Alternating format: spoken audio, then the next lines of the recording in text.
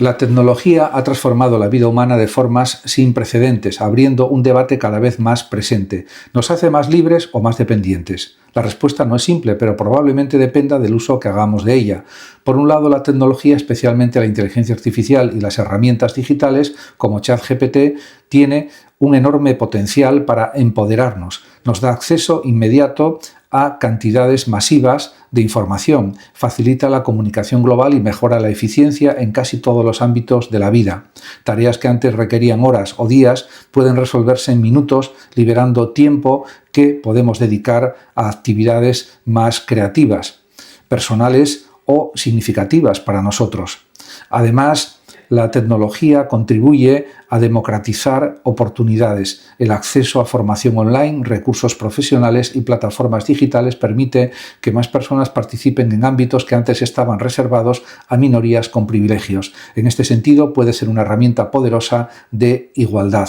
Sin embargo, este avance también conlleva riesgos. Una dependencia excesiva de la tecnología puede debilitar habilidades fundamentales como, por ejemplo, el pensamiento crítico o la resolución autónoma de problemas.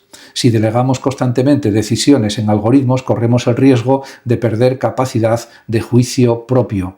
A esto se suman consecuencias sociales relevantes. La automatización puede provocar la desaparición de ciertos empleos, generando incertidumbre económica y ampliando desigualdades si no se gestiona adecuadamente. Asimismo, el uso masivo de datos plantea serias preocupaciones sobre la privacidad y el control, especialmente en contextos donde la tecnología puede utilizarse para vigilar o influir en el comportamiento de las personas. Por ello, la clave no está en rechazar la tecnología, sino en aprender a usarla de forma consciente y ética. Es fundamental fomentar la alfabetización digital, el pensamiento crítico y también el desarrollo de sistemas que en realidad respeten los derechos humanos. También serán necesarias políticas públicas que anticipen y mitiguen los efectos negativos del cambio tecnológico. En definitiva, la tecnología no es en sí misma liberadora ni opresiva. Su impacto depende de cómo la integremos en nuestras vidas. El verdadero desafío del siglo XXI no es tecnológico, sino humano. Decidir si queremos que la tecnología amplíe nuestra libertad o limite nuestra autonomía. El sentido del trabajo en el siglo XXI está experimentando una transformación profunda impulsada por dos grandes fuerzas, la automatización y el auge del teletrabajo. Tecnologías basadas en inteligencia artificial, como ChatGPT, están cambiando no solo la forma en que trabajamos, sino también la cantidad de trabajo humano necesario. Esto plantea una pregunta fundamental. ¿Seguirá siendo el trabajo el eje central de la vida en las próximas décadas? Tradicionalmente, el trabajo ha sido mucho más que una fuente de ingresos. Ha estructurado el tiempo, ha dado identidad social y ha proporcionado un sentido de propósito, de finalidad, de motivación también. Sin embargo, la automatización amenaza con reducir la necesidad de mano de obra en múltiples sectores, desde la industria hasta los servicios, a diferencia de revoluciones tecnológicas anteriores que generaban nuevos empleos para reemplazar los destruidos. La inteligencia artificial podría disminuir el volumen total de trabajo disponible. En paralelo, el teletrabajo ha cambiado también la relación entre vida personal y profesional, al eliminar la necesidad de desplazamiento y permitir mayor flexibilidad, ha difuminado los límites entre ambos ámbitos. Para algunas personas esto supone una mejora en la calidad de vida, para otras una sensación de disponibilidad constante y pérdida de desconexión. En cualquier caso, el trabajo deja de ser un espacio físico concreto y se convierte en una actividad más integrada en la vida cotidiana. De cara a los próximos años, es probable que el trabajo pierda parte de su centralidad como organizador de la vida. Si las máquinas o la automatización asumen una proporción creciente de tareas o de trabajos, las sociedades deberán replantear el valor del tiempo libre, la creatividad, el cuidado y las relaciones humanas. Conceptos como la renta básica universal empiezan a debatirse precisamente para adaptarse a un escenario con menos empleo tradicional. No obstante, esto no implica necesariamente un futuro negativo. Puede abrir la puerta a redefinir el sentido de la vida más allá del trabajo productivo. Actividades como el aprendizaje, el arte, el voluntariado o el cuidado de otros podrían ganar protagonismo. La cuestión clave será cómo gestionar esta transición para evitar desigualdades y garantizar que los beneficios de la automatización se distribuyan de manera justa entre todas las personas. En definitiva, el trabajo no desaparecerá, pero sí cambiará su significado. Pasará de ser el eje central de la vida a convertirse en una parte más de una existencia más diversa, más variable, donde el valor no se mida únicamente en términos de productividad, sino también de creatividad. La reducción de las listas de espera en la sanidad pública española no es solo un deseo político o social, sino un objetivo perfectamente realizable si se acompaña de una inversión suficiente y bien dirigida. El principal problema que explica las demoras en consultas, pruebas diagnósticas e intervenciones quirúrgicas es un desajuste entre la demanda asistencial creciente y los recursos disponibles. Este desajuste puede corregirse. En primer lugar, aumentar el presupuesto sanitario permite contratar más profesionales, médicos especialistas, personal de enfermería y técnicos. Muchas especialidades como traumatología, oftalmología o dermatología acumulan retrasos porque simplemente no hay suficientes manos para atender el volumen de pacientes. Incrementar plantillas reduce directamente los tiempos de espera, especialmente si se acompaña de mejores condiciones laborales que eviten la fuga de profesionales al sector privado o al extranjero. En segundo lugar, ampliar horarios y optimizar el uso de infraestructuras existentes es una medida eficaz. Muchos hospitales cuentan con quirófanos y equipos diagnósticos que no funcionan a pleno rendimiento por limitaciones organizativas. Extender la actividad a turnos de tarde o fines de semana con la correspondiente compensación al personal permite aumentar la capacidad sin necesidad de grandes obras. Otro elemento clave también es la inversión en tecnología y digitalización. Sistemas de gestión más eficientes ayudan a priorizar pacientes según criterios clínicos, evitar duplicidades y reducir tiempos muertos. La telemedicina, por ejemplo, puede absorber parte de la demanda en consultas de seguimiento, liberando agendas para casos que requieren atención presencial. Asimismo, reforzar la atención primaria resulta fundamental. Cuando este nivel funciona correctamente, filtra y resuelve muchos problemas de salud sin necesidad de derivación al especialista, lo que descongestiona el sistema hospitalario. Esto implica más médicos de familia, agendas menos saturadas y mejor coordinación entre niveles asistenciales. Por último, una planificación estratégica basada en datos permite identificar cuellos de botella específicos por especialidad y territorio. No todas las listas de espera tienen las mismas causas, por lo que las soluciones deben adaptarse a cada contexto.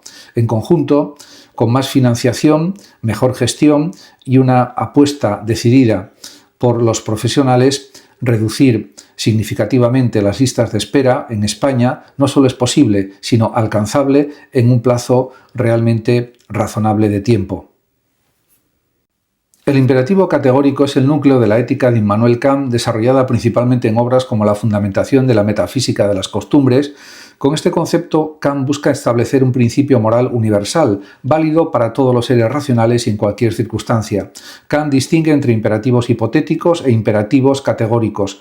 Los primeros dependen de un fin o deseo. Si quieres aprobar, debes estudiar, mientras que el imperativo categórico es incondicional, obliga sin depender de objetivos particulares. Es, por tanto, una ley moral que se impone por sí misma basada únicamente en la razón. La formulación más conocida del imperativo categórico es la fórmula de la ley universal. Obra solo según aquella máxima que puedas querer al mismo tiempo que se convierta en ley universal. Esto significa que antes de actuar debemos preguntarnos si la regla que guía nuestra acción podría aplicarse a todos sin contradicción. Por ejemplo, mentir no sería moralmente aceptable porque si todos mintieran, la confianza desaparecería y la propia mentira perdería sentido. Una segunda formulación es la fórmula de la humanidad como fin en sí mismo. Obra de tal modo que trates a la humanidad, tanto en tu persona como en la de cualquier otro, siempre como un fin y nunca solamente como un medio. Aquí Kant subraya la dignidad de las personas. No deben ser utilizadas como simples instrumentos para lograr objetivos, sino respetadas como seres con valor propio. La tercera formulación es la fórmula del reino de los fines, que propone actuar como si fuéramos legisladores en una comunidad ideal de seres racionales. En este reino, todos actúan conforme a leyes morales que ellos mismos se dan respetando la libertad y dignidad de los demás. Esto introduce una dimensión colectiva y ética en la moral kantiana. A veces se añade también la fórmula de la autonomía, que destaca que la moral no proviene de normas externas, sino de la propia razón del individuo. Ser moral es ser autónomo, es decir, darse a uno mismo la ley racional. En conjunto, el imperativo categórico no indica qué hacer en cada caso concreto, sino cómo decidir correctamente, mediante principios universales, racionales y respetuosos con la dignidad humana. Para Kant, este enfoque garantiza una moral objetiva, independiente de intereses personales o consecuencias, y fundamenta una ética basada en la libertad y la responsabilidad racional. Los juicios sintéticos a priori constituyen uno de los conceptos centrales de la filosofía de Immanuel Kant, especialmente desarrollados en su obra Crítica de la razón pura. Con esta idea, Kant intenta resolver un problema fundamental: ¿cómo es posible el conocimiento científico? Es decir, un conocimiento que sea universal, necesario y al mismo tiempo ampliador de información. Para entender estos juicios, primero hay que distinguir entre dos tipos de juicios. Los juicios analíticos son aquellos en los que el predicado ya está contenido en el sujeto, como todos los cuerpos son extensos, no aportan conocimiento nuevo, solo explican lo que ya está implícito. Por otro lado, los juicios sintéticos sí amplían el conocimiento, porque el predicado añade algo nuevo al sujeto, como por ejemplo los cuerpos son pesados. En este sentido, la segunda distinción clave es entre juicios a priori y a posteriori. Los juicios a posteriori dependen de la experiencia, como este objeto es rojo. En cambio, los juicios a priori son independientes de la experiencia y poseen validez universal y necesaria, como las verdades matemáticas o geométricas, por ejemplo. La gran aportación de Kant consiste en afirmar que existen juicios que son a la vez sintéticos y a priori, es decir, juicios que amplían el conocimiento, pero que no dependen de la experiencia. Un ejemplo clásico es 7 más 5 igual a 12. El resultado no está contenido de forma evidente en los términos iniciales, pero tampoco necesitamos comprobarlo empíricamente. Lo mismo ocurre con principios fundamentales de la física, como la idea de que todo acontecimiento tiene una causa. Estos juicios son esenciales porque, según Kant, hacen posible la ciencia, la matemática y la física. No se basan únicamente en la experiencia, sino en estructuras mentales que organizan esa experiencia. Kant sostiene que el sujeto no es un receptor pasivo de datos, sino que posee formas a priori como el espacio y el tiempo y categorías del entendimiento como la causalidad que permiten construir conocimiento objetivo, o sea, conocimiento científico. Así, el conocimiento científico es posible porque la mente humana impone un orden a la realidad. Esto supone una auténtica revolución copernicana en filosofía. No es el conocimiento el que se adapta al objeto, sino el objeto el que se adapta a las condiciones del conocimiento. En definitiva, los juicios sintéticos a priori explican cómo podemos obtener un conocimiento universal y necesario sin renunciar a que sea informativo. Gracias a ellos, Kant fundamenta la posibilidad misma de la ciencia y redefine el papel del sujeto en el proceso de conocer. La expresión carpe diem, procedente de la obra del poeta latino Horacio, es una de las frases más influyentes en la tradición occidental. Aparece en sus odas y suele traducirse como aprovecha el día o vive el momento. Sin embargo, su significado es más profundo que una simple invitación al disfrute inmediato. Encierra una reflexión filosófica sobre el tiempo, la vida y la incertidumbre del futuro. En su contexto original, Horacio escribe en una época marcada por la inestabilidad política de Roma, lo que refuerza su mensaje. El futuro es incierto y no está en nuestras manos. Por ello, invita a centrarse en el presente, el único tiempo que realmente poseemos. Esta idea conecta claramente con la filosofía de Epicuro, quien defendía también que la felicidad se alcanza mediante el placer moderado, la ausencia de dolor y la serenidad del alma o del ánimo. A menudo se malinterpreta el carpe diem como una llamada al hedonismo desenfrenado, a vivir sin pensar en las consecuencias. Sin embargo, tanto Horacio como Epicuro proponen algo distinto, un disfrute consciente y equilibrado de la vida. No se trata de consumir todos los placeres posibles, sino de valorar lo esencial, evitar preocupaciones innecesarias y aceptar los límites de la existencia humana. De esta forma se consigue una vida mejor. El núcleo de esta idea es la conciencia de la fugacidad de la vida. Saber que el tiempo es limitado no debe generar angustia, sino motivarnos a vivir con mayor intensidad y autenticidad. En lugar de posponer la felicidad para un futuro incierto, el Carpe Diem nos invita a encontrar sentido en el presente, en las relaciones, en los pequeños placeres cotidianos y en la tranquilidad interior. De esta manera, se puede decir que en la actualidad esta filosofía sigue siendo especialmente relevante. Vivimos en una sociedad acelerada, orientada al futuro y llena de expectativas constantes. El Carpe Diem actúa como un recordatorio de que la vida no ocurre en el mañana, sino en el ahora. Nos anima a desconectar de la ansiedad por lo que vendrá y a prestar atención a lo que ya tenemos. En definitiva, Carpe Diem no es una invitación a la irresponsabilidad, sino a la lucidez. Nos enseña también a valorar el presente con sabiduría, a disfrutar sin exceso y a vivir con plena conciencia de que cada momento es único e irrepetible. Y esto es fundamental.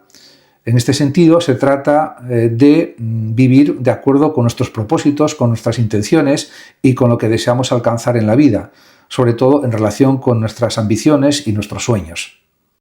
En 2026, la regulación de los patinetes eléctricos en Gijón sigue la normativa general de España junto con ordenanzas municipales específicas. Estas normas buscan garantizar la convivencia segura entre peatones, ciclistas y usuarios de vehículos de movilidad personal. Hace falta más vigilancia policial y con cámaras en las calles, para evitar que atropellen a los peatones por las aceras. En primer lugar, los patinetes eléctricos están considerados vehículos de movilidad personal, por lo que no pueden circular por las aceras ni zonas peatonales. Esta es una de las normas más importantes para proteger a los peatones. Deben utilizar exclusivamente la calzada o los carriles bici cuando estén disponibles. Invadir espacios peatonales puede suponer sanciones económicas, pero hace falta vigilar y aplicarlas, si es necesario. En cuanto a la velocidad, los patinetes tienen un límite máximo de 25 km por hora, aunque en zonas compartidas o carriles bici puede ser recomendable reducirla para adaptarse a las condiciones del entorno. Circular a mayor velocidad no solo es ilegal, sino peligroso. Otra norma clave es que solo puede ir una persona por patinete. Transportar pasajeros está prohibido, ya que afecta a la estabilidad del vehículo y aumenta el riesgo de accidente. En este sentido, respecto a la seguridad, aunque el uso del casco no siempre es obligatorio, en todas las ciudades sí es altamente recomendable y algunas ordenanzas locales pueden exigirlo, especialmente para menores. Además, es obligatorio que el patinete cuente con elementos de visibilidad, luz delantera, trasera y reflectantes, sobre todo si se circula de noche o con baja visibilidad. También está totalmente prohibido usar auriculares o el teléfono móvil mientras se conduce, ya que disminuye, lógicamente, la atención y aumenta el riesgo de accidente. Asimismo, conducir bajo los efectos del alcohol o drogas está sancionado, igual que en otros vehículos. En lo relativo a la circulación, los usuarios deben respetar las normas de tráfico, semáforos, señales, pasos de peatones y prioridades. En los pasos de peatones deben ceder siempre el paso. Además, y por último, es importante recordar que los patinetes no pueden circular por vías interurbanas, autopistas o autovías, y en ciudad deben adaptarse a las calles donde esté permitido su uso, si es que lo está. A mi juicio no tendría que estar permitido. En conjunto, estas normas no solo buscan evitar sanciones, sino fomentar una movilidad segura y respetuosa. Cumplirlas es fundamental para garantizar la convivencia en el espacio público.